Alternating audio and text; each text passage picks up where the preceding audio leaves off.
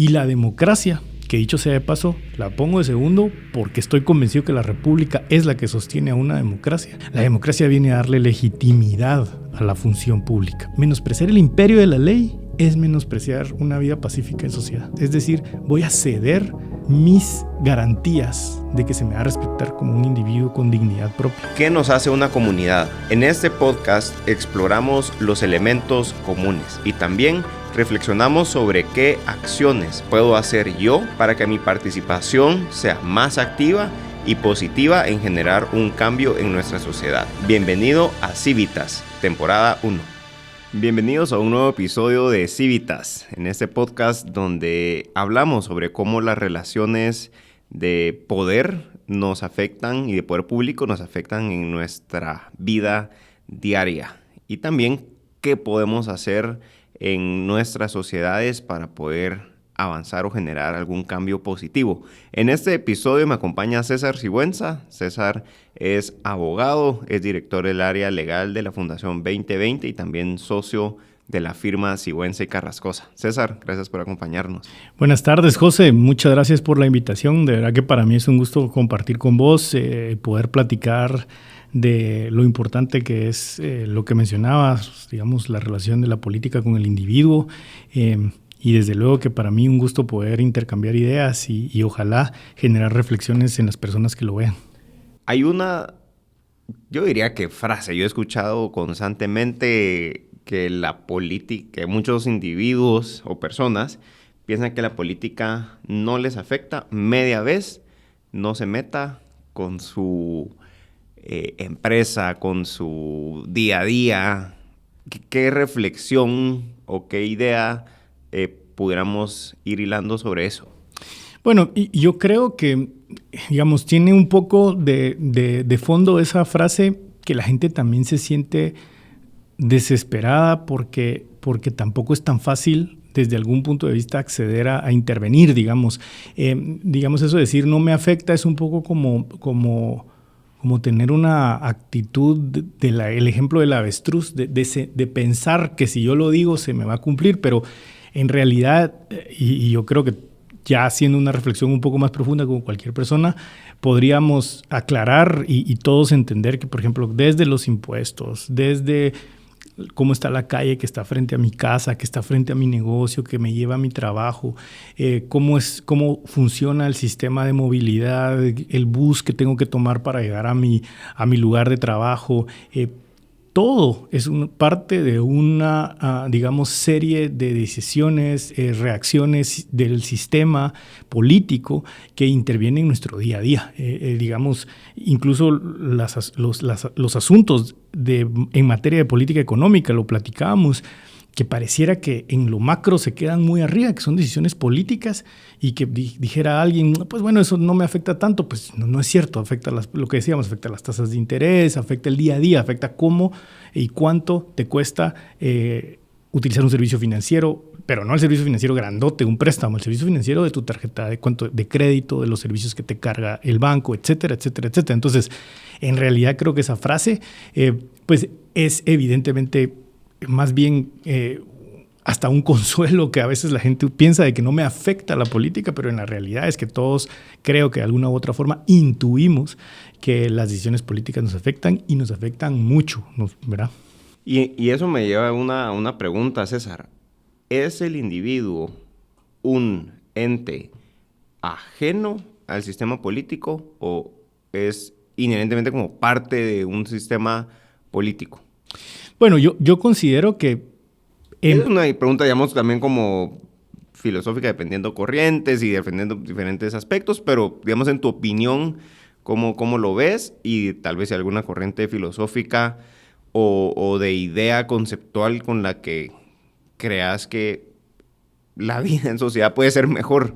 Sí, y yo pienso que todos los individuos, de una u otra forma, digamos, percibimos que formamos parte de la política y creo que no existe, que yo conozca por lo menos, un esquema ideológico, filosófico que indique que las personas pueden escaparse a menos que de verdad sean ermitaños, porque ahí sí podrías darse el caso, pero a menos que estés realmente aislado de la sociedad, la política es parte de tu vida, digamos. Al final, la política que es, voy a intentar ser, o sea, espero no ser muy castigado por la gente que puede dar una definición muy profunda de ciencia política, pero la política que tiene que ver con llegar a acuerdos para tomar decisiones que afecten públicamente, aplica, y hay ejemplos de eso desde nuestra familia hasta el Estado, y esa es política, digamos, las decisiones que afectan a un grupo y los acuerdos que se logren para este objeto son política. Entonces, no hay manera de escaparse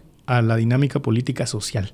Ahora, sí hay un par de experimentos que no han salido tan bien, ¿verdad? Sí, ahora, intervenir en la política formal, que es más bien lo que creo que tú planteas, o sea, lo que estamos platicando acá, es importante. Y creo que ese sí es el paso que el ciudadano responsable debe dar, porque también se puede caer en la situación en la que yo me abstengo de ejercer mis derechos políticos. Y es realmente una situación complicada y compleja, que tiene riesgos, que tiene peligros, porque básicamente es entregar esa facultad que te otorga la vida en sociedad de participar políticamente a terceros.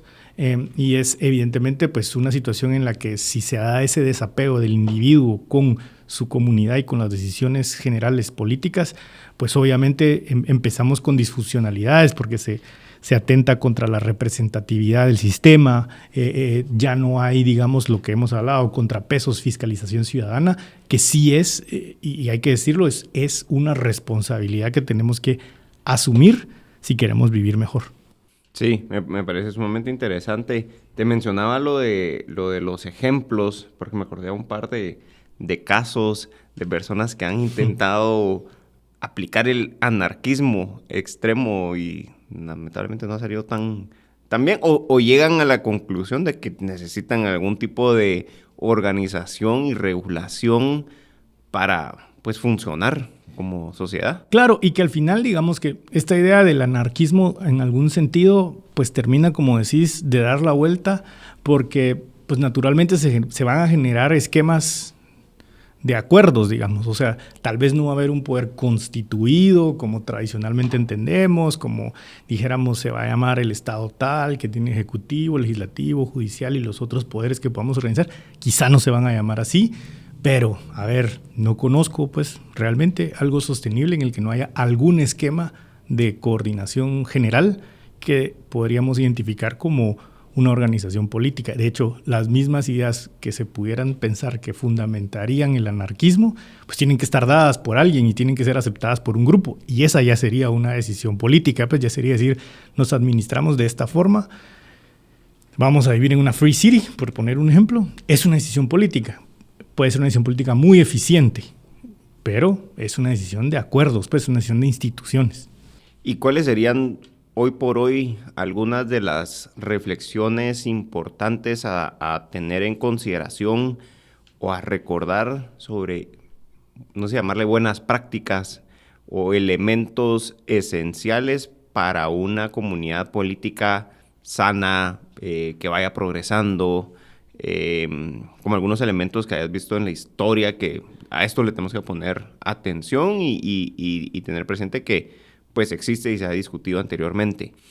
Mira, yo creo que evidentemente, así como personas hay muchas corrientes de pensamiento que podrían señalar las prácticas que consideren más relevantes como ejemplos, a decir, estas son verdades importantes de tener como base, a pesar de que pueden ser obviamente cuestionadas y reflexionadas.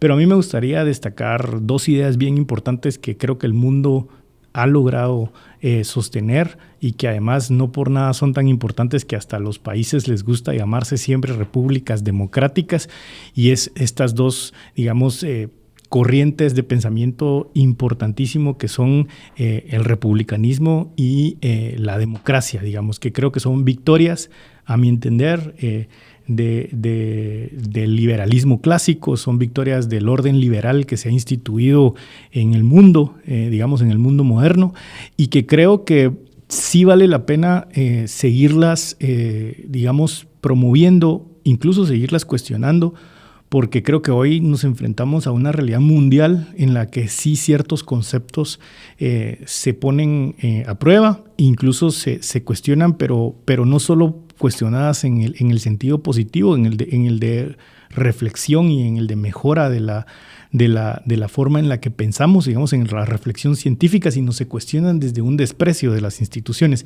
que ahí es donde a mí sí me preocupan. Entonces, yo te diría que para mí poder mantener vivo la importancia de entender por qué el orden republicano para un gobierno, por qué, una sociedad democrática son, digamos, dos grandes fundamentos de una vida en sociedad que nos permita a los individuos alcanzar un desarrollo digno, es fundamental, digamos. Perder esa discusión, yo creo que es perder un avance histórico mundial y creo que para Guatemala, que ya estamos hablando, que sabemos cuánto ha costado sostener nuestro orden republicano y democrático, sería una pérdida, ¿verdad? Y creo que ahora que estamos en la discusión de nuevas autoridades, de intercambio, de renovación de poderes, saber que tiene una lógica y un impacto en nuestra vida, que lo que decíamos es bien importante, porque si no nos volvemos veletas y le escuchamos a cualquiera que diga A, B o C, pero no reflexionamos que tiene que tener un respeto por esto. ¿Y cuáles son algunas de estas victorias? O sea, ¿qué alcanzó estas instituciones o estas ideas de comunidad política, tanto la república como la democracia? Históricamente, ¿cuáles fueron esas victorias? ¿Cómo se vieron materializadas? Y un poco ya hoy en día, ¿qué debería de implicar una comunidad política exitosa bajo esa perspectiva? Bueno, digamos, evidentemente es imposible hacer un recuento completo, pero porque vamos, el origen del republicanismo lo puedes llevar muy atrás, igual de las ideas democráticas o del constitucionalismo o del liberalismo clásico, etcétera.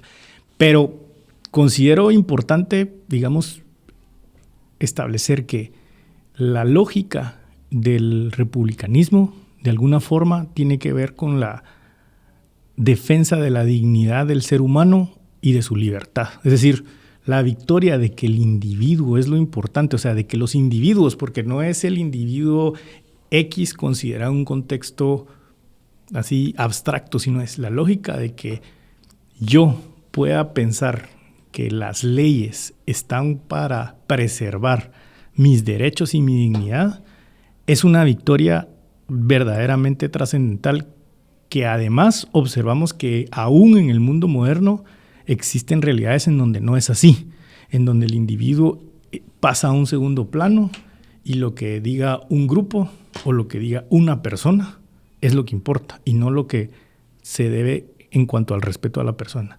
Y la democracia, que dicho sea de paso, la pongo de segundo porque estoy convencido que la república es la que sostiene a una democracia. La democracia viene a darle legitimidad a la función pública, o sea, porque la dota de esa representatividad. Entonces creo que si lográramos nuevamente reflexionar en lo importante que es, no importa de alguna manera la corriente, por decirlo así, ideológica en materia de política económica que podamos tener. Alguien puede pensar, yo quisiera más intervención del gobierno en la economía, y alguien puede pensar, yo quiero menos. Pero no va a ser ni respetuoso de la dignidad del ser humano, ni va a ser eficiente y legítimo si no está sostenido bajo estos dos grandes principios que, a mi parecer, sí vienen a posicionar a la sociedad en un mejor lugar de la que estaba antes. O sea, porque obviamente sí hay, además antes y ahora sí hay ejemplos de países en donde hay menos democracia y no existe orden republicano, y creo que sí hay evidencia para decir son los países que viven peor. ¿Y cuáles serían algunos de estos cambios o regresiones para, digamos, en modo general, que se han visto en otros países a los cuales deberíamos de tener cuidado y decir, esto es, o así se ve, un desprecio y una eliminación de las instituciones que aseguran que el bienestar del individuo esté cuidado o protegido? Bueno, yo creo que la amenaza más vigente para las instituciones democráticas y republicanas es el populismo. Yo creo que un elemento que debería preocuparnos cuando estamos discutiendo sobre la realidad política de una sociedad es cuando empezamos a ver que el populismo empieza a ganar auge y que empieza a aprovechar, que tal vez era un poco a lo que te referías más como casos puntuales, empieza a aprovechar que ciertas instituciones clave han dejado de cumplir de buena forma su función y empieza a menospreciarlas al punto de decir que vale la pena destruirlas porque en todo caso no sirven. Y es esa lógica de no reparar lo que sabemos que es importante, sino de mejor decir, yo puedo trasladarles algo que nunca está definido. El populista nunca define planes concretos, siempre habla de cosas abstractas, de soluciones casi que mágicas. Es típicamente liderado por alguien con una visión, con una como postura mesiánica, ¿verdad? Es decir, yo vengo a salvar, pero que no plantea, digamos, una solución concreta. Entonces, y aquí es porque creo que ese es a donde vamos a aterrizar sin lugar a dudas, creo que cuando las instituciones empiezan a desgastarse, a ser disfuncionales, es en donde yo vería una preocupación respecto de la vigencia del orden republicano y de la democracia en una sociedad. Y eso tiene al final el impacto que el bienestar y la dignidad, libertad y los derechos del individuo ya no están garantizados. Claro. En esa comunidad política que ya transitó hacia colocar el enfoque que la ley lo que va a proteger o lo que va a cuidar sería el interés de un grupo o de la clase política, en ese caso, por encima del individuo. Así es, y digamos, yo creo que al final existe una reflexión compleja de llevar a las personas, a todos nosotros, cuando nos encontramos en una situación de insatisfacción, porque todos quisiéramos ver un poco la solución a nuestro alcance y en el corto plazo. Y digamos que apostarle a soluciones profundas y de digamos, impacto a largo plazo no siempre logra persuadir a esa opinión pública. Entonces, creo que sí es importante que en espacios como los que estás procurando generar a través del podcast se hable de que no es cierto, que no tiene una afectación en el cortísimo plazo la opción antidemocrática, la opción antirrepublicana sí tiene una afectación, y el problema es que regresar, eso sí es más difícil, digamos. O sea, tenemos ejemplos en Latinoamérica, digamos, con el aprecio y respeto que le puedo tener a la gente venezolana, a la sociedad venezolana, a los venezolanos. Tristemente, ese es un ejemplo de cómo un país puede llegar a deteriorarse a un punto en el que el regreso es tan costoso que se necesitaría o se necesitará, espero pues, y que sea pronto, de una reacción sumamente grande y con una especie de voluntad política muy fuerte. Entonces, no creo que sea menor el seguir hablando de esto y decir que sí podemos llegar a una situación sin dejar de lado, porque creo que la opinión crítica, y ahí tal vez rescato un poco la idea del republicanismo y la democracia, el republicanismo y la democracia son dos órdenes, o son dos, digamos, grandes grupos de instituciones que lo que permiten es eso, filtrarse, depurarse y fiscalizar. Y por eso le incomoda a la gente que es autoritaria, porque lo que garantizan estas grandes corrientes de pensamiento e instituciones es que el ciudadano pueda juzgar, criticar, fiscalizar y en todo caso castigar a quienes actúan en abuso de eso. Entonces, yo pienso que evidentemente tenemos que otra vez materializar que a la gente le importe que esto sea vigente, porque es a través de eso que ellos pueden saber que hay garantía de que podemos vivir en paz, que podemos desarrollarnos. Y eso creo que también me recuerda, hace poco estaba hablando con una persona de Nicaragua que estuvo en el proceso o ayudando, asesorando a un grupo de personas que lo que querían eran participar políticamente en sus espacios, en sus partidos, y que no se concretó porque la mayoría de las personas o los líderes de esos grupos terminaron presos.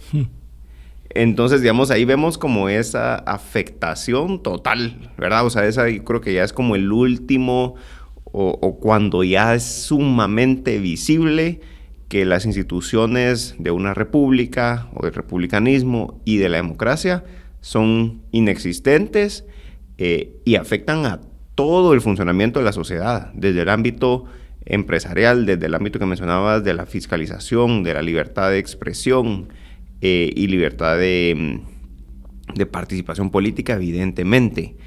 Entonces, hemos hablado primero de cuáles son estas grandes ideas que pueden darle forma a una comunidad política o a un país, si lo queremos ver así, para que resguarde los derechos y las libertades del individuo, cuáles son los efectos negativos en cuanto esto no se garantiza y por qué es importante fortalecerlas y no despreciarlas. Y tal vez ahora la tercera pregunta sería, ¿cómo podemos hacerlo? O sea, nosotros desde nuestros espacios, desde nuestra individualidad o desde donde pertenecemos, ¿qué podemos hacer? Porque también otra idea que está mucho en el ambiente es que la participación es únicamente política partidista directamente en un partido político siendo candidato, y muchas veces cuando hablamos de estos temas o cuando se hablan de estos temas en círculos de amigos, alguno dice, sí, pero yo no voy a ser diputado. Entonces, ¿hay formas de participación? Es importante. ¿Qué rol juega esa participación en una sociedad? Bueno, primero, y yo sé que es difícil que nos animemos, pero primero yo, donde puedo, le digo a la gente buena que conozco que sí intente participar políticamente en un partido. O sea, creo que la situación a la que hemos llegado es porque no se da ese paso. Pero también es cierto que ni todos podemos estar en un partido, ni todos tenemos ese interés y todos somos libres de hacer lo que queramos en ese sentido. Y también tal vez no todos tenemos hasta las capacidades. Entonces, ¿qué puede hacer otro grupo de gente que no se quiere meter en un partido? Yo pienso que actualmente tenemos un poder, los individuos, cada uno de nosotros, mucho mayor del que tenían las sociedades incluso hace algunos años, por medio de la gran red de comunicación que hay a través de los nuevos medios que son las redes sociales. A mí, yo logro identificar lo complejo que es moderar eso, en el sentido de que por cualquiera puede decir qué negativo es que tal individuo esté profesando tales ideas. Pero yo creo que hay que verlo desde el lado positivo y decir qué oportunidad tenemos los ciudadanos que queremos algo bueno para utilizar eso y más bien compartir nuestras ideas. Está sumamente dicho, y creo que todos lo conocemos, que, por poner un ejemplo, las mensajerías instantáneas tienen un poder respecto de lo que yo puedo impactar a mi círculo grandísimo. Entonces, ¿qué quiero decir con esto?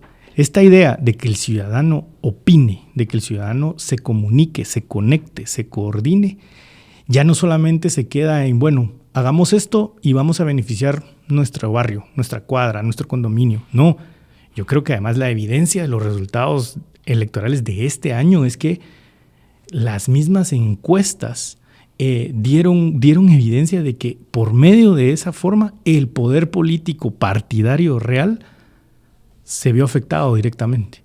Y quien por un momento punteó no estaba dentro del esquema tradicional político. Estoy hablando de Carlos Pineda. Y creo que tiene que ver con que mucha gente interactuó con él en redes. O sea, ese es uno. El señor Bernardo Arévalo, que ganó, también tuvo mucho apoyo de redes. Hay otros actores políticos relevantes que creo que van a tomar la estafeta, que se van a beneficiar de la estructuración en redes. Ahora, y algo ahí, tal vez un ganchito, César. Y yo creo que todo este movimiento de redes sociales y el impacto que pueden tenerle esa comunicación también se vio en elecciones anteriores. Y tal vez lo que pasa es que se vio de forma preventiva, le pudiéramos llamar, o defensiva. Porque Manuel Valdizón, cuando se da todo el movimiento de no te toca y que él contesta, era una interacción en donde gran parte de la ciudadanía le está diciendo, mira, no. O sea, y ese no era como un llamado también a las personas alrededor de la persona que comunicaba, de romper un paradigma, es decir, no le toca solo porque quedó en segundo lugar anteriormente.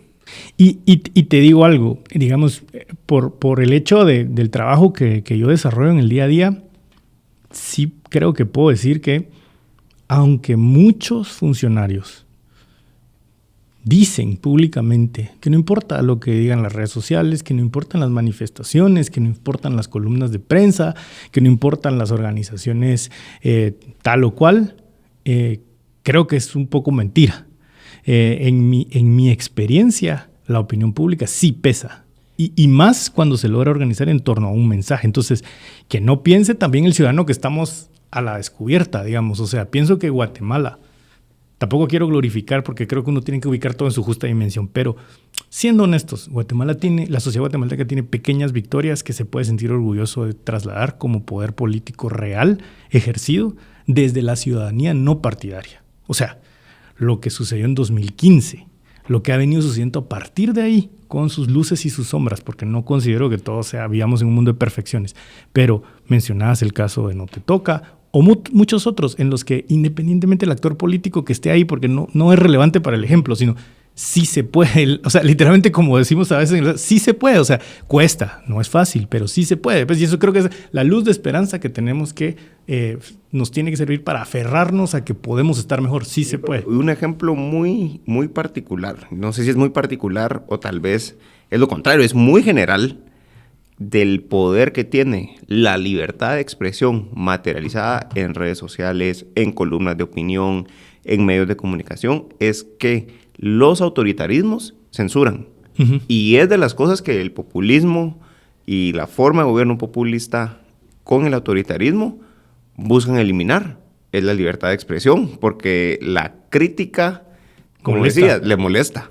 Y puede organizar movimientos políticos, movimientos ciudadanos, o sea, puede llamar a una acción en donde el político autoritario pierde control. Y eso es lo que no le gusta, porque al final es una forma de contrapeso al poder público. Y es un contrapeso real, digamos. Yo por eso decía, cuando los poderes constituidos quieren menospreciar de alguna forma este cuarto poder que se entiende como la opinión pública, creo que es porque de verdad representa una posibilidad de control. O sea, no es menor. Y lo digo de verdad con honestidad. Yo sí opino que hay evidencias para el caso guatemalteco, porque no quiero ponerme con evidencias así como muy generales o internacionales, no, para el caso guatemalteco, que la opinión pública se organiza y se mueve y cambia el destino de decisiones importantísimas en el país, digamos importantísimas como qué persona va a gobernarnos, como qué persona no puede participar. O sea, pienso que sí es una cosa que debemos valorar y además entender que ¿cómo decirlo?, que casi que debería ser un checklist a la hora de decir voy a apoyar a alguien. O sea, y no solo César, lo que mencionas también se ve reflejado en otro tipo de decisiones, o sea, no solo en elecciones presidenciales, por ejemplo, pero también en leyes. Claro. En leyes que han sido sumamente negativas, nefastas, y la opinión pública ha ocasionado vetos. Sí. Ha ocasionado que se revise, que se archiven. Esa es otra discusión que vamos a tener más adelante, pero ha ocasionado un retroceso de la acción que afectaba al individuo por su manifestación de diferentes formas. Así es. Y pienso que, cabal, tenemos en este mismo periodo de gobierno ejemplos en los que el poder formal sí ha escuchado esa posición del poder, por decirlo así, ciudadano, y ha ajustado. Entonces, a ver, lo podemos ver de muchas formas. Yo quisiera pensar de que es algo beneficioso decir, ahí está, o sea, miremoslo en positivo, sí se hace sentir y sí escuchan. O sea, porque ese es el otro, que también, o sea, las personas que a veces son muy renuentes a participar políticamente, una de las críticas es lo que hablábamos del inicio, ¿para qué? Pero no, o sea, de verdad, sí está la forma en la que se ajustó la aprobación hace algunos años del presupuesto, es evidencia de que sí escuchan. O sea, interpretémoslo como eso, o sea, sí se escucha. Si alguien que tiene un poder grande a nivel político formal puede llegar a ser influenciado positivamente para hacer un cambio. Y ahora, digamos, el lado peligroso de eso es que también puede ser negativamente. Si se apoya más bien una postura autoritaria, antidemocrática, también populista, que realmente también se así. potencia. O sea, también la opinión potencia a estos liderazgos. Entonces, otra vez, y es difícil, ¿qué estamos haciendo? ¿Estamos impulsando líderes antidemocráticos porque estamos desesperados y porque se mira más fácil? ¿O estamos impulsando líderes democráticos que con sus luces y sus sombras van a intentar? Y la otra es, también tenemos que procurar no depender tanto de ellos. O sea, pienso que un error es pensar que estas personas que ostentan un cargo público, sea el que sea, o sea, podría ser vos, o podría ser yo, o podría ser cualquiera. O sea, no, es imposible que una mente o un grupo de mentes siempre tome las mejores decisiones en todos los casos. Entonces, también creo que la vocación democrática y republicana debería llevarnos a decir, entre menos cosas también les encomendemos que hagan mejor, porque los podemos fiscalizar más. Pero bueno, eso ya es una discusión de filosofía política, pero pienso que decirlo es importante porque también tenemos que dejar, por medio de la opinión pública, de buscar que el gobierno se encargue de todo, no solucione todo, sino más bien que haga lo mínimo, que lo haga bien, que lo controlemos, que lo fiscalicemos y que pues eso es parte de lo básico que necesitamos para convivir bien. Y esa es una idea también fundamental del republicanismo, el control del poder público.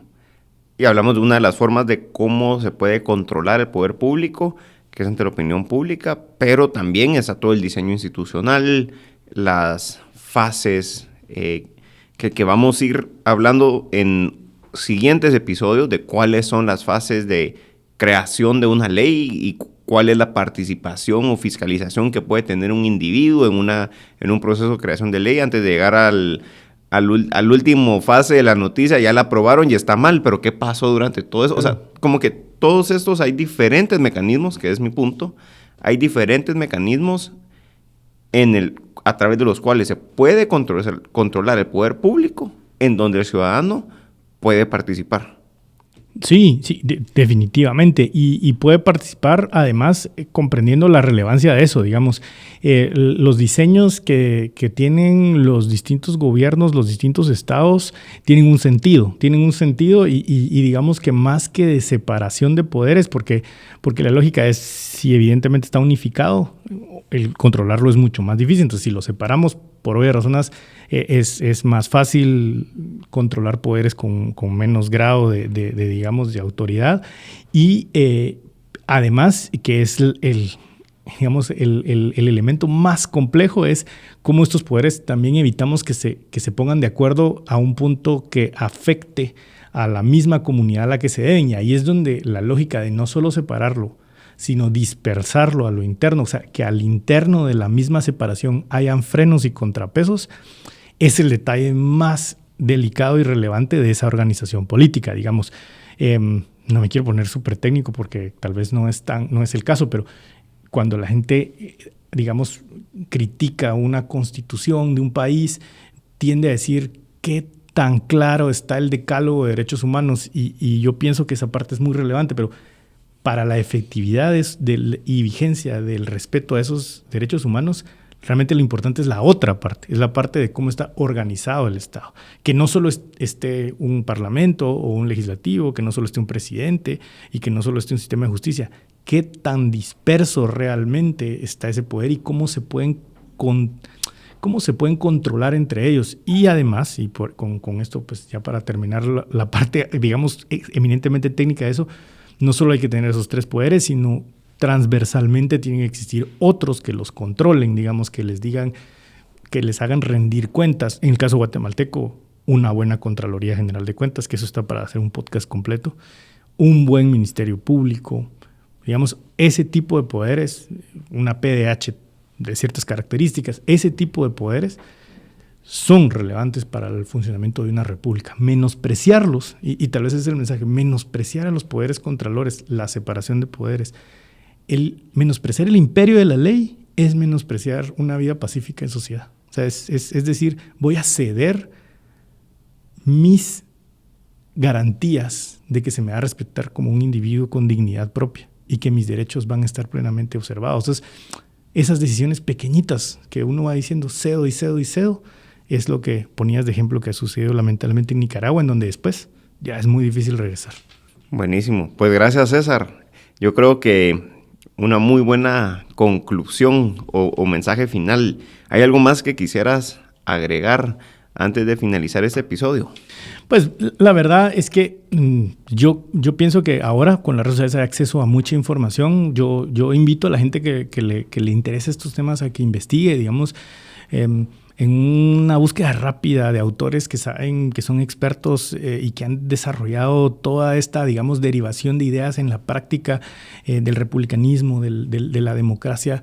Está ahí al acceso en las redes sociales, en YouTube, en todos. Entonces, yo pienso que instar a que observemos más este tipo de discusiones y que además tal vez el esfuerzo ciudadano al que estás llamando vos, que el siguiente pasito sea cómo esto lo asimilo a mi día a día y cómo lo comparto con mi gente, digamos, cómo le digo a la gente, ahora que vemos que nos puede llevar esto a una situación en la que estamos comprometidos en nuestra vida diaria, cómo yo riego esta semilla, este mensaje que nos beneficia a todos, digamos. Ese tal vez me gustaría dejarlo porque creo que es el lado bueno, el lado bonito, el lado positivo de las redes sociales que tenemos ahora y que pues nada nos quita también compartir, como compartimos el TikTok simpático, compartir el TikTok que hable un ratito de ese tipo de cosas. Buenísimo. Pues muchas gracias, César, y también a quienes van a compartir este episodio para que más personas lo conozcan y escuchamos y vamos a leer sus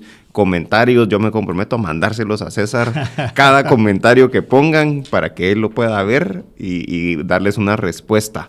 Así que muchas gracias y nos vemos en el próximo episodio de Civitas. Creemos en el impacto de la comunidad. Sé parte de ella. Comenta qué te pareció interesante, qué quieres que dialoguemos y conversemos en los siguientes episodios y deja un review en la plataforma de podcast favorita. Y comparte este episodio con alguien que quieras invitar a formar parte de Civitas.